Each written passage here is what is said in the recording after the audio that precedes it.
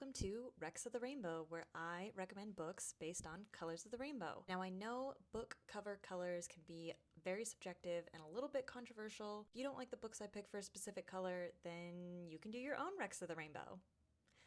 But today we will be doing the color orange, which, if you can tell, is my favorite color.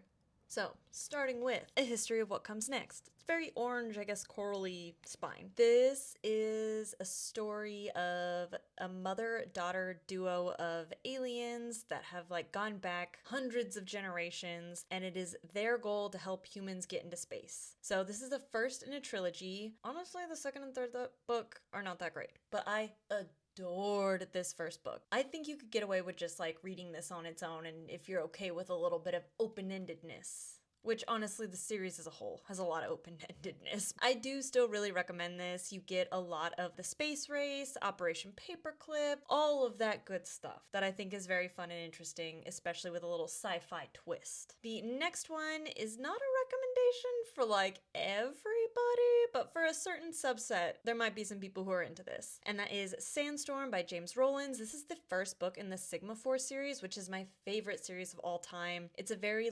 episodic adventure thriller. The tagline for this is scientists with guns. It's like a blockbuster movie, every single book. Very action heavy, lots of historical mysteries. Definitely love these books, but there's some issues with them. But I personally adore them. The next one, the cover isn't very orange, but again, the spine. The spine is very, very orange. This is Daughters of Sparta by Claire Haywood. This was Claire Haywood's debut novel, and it is a retelling of the Trojan War, which is usually not my favorite, but I think it is done very, very well here. It is a Greek mythology retelling that doesn't involve any fantastical elements, so retells the story or the narrative in a way where you could see how things would get misconstrued over the years and would start to include some of those fantastical godlike elements based on what actually happened. And then finally, we have Poppy War. I don't think you can do an orange recommendation without including this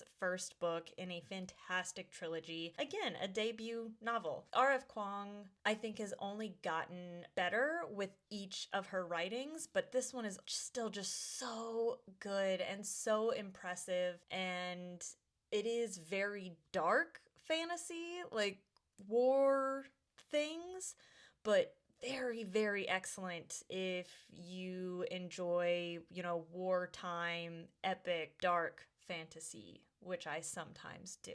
Feel free to drop any other orange titles in the comments.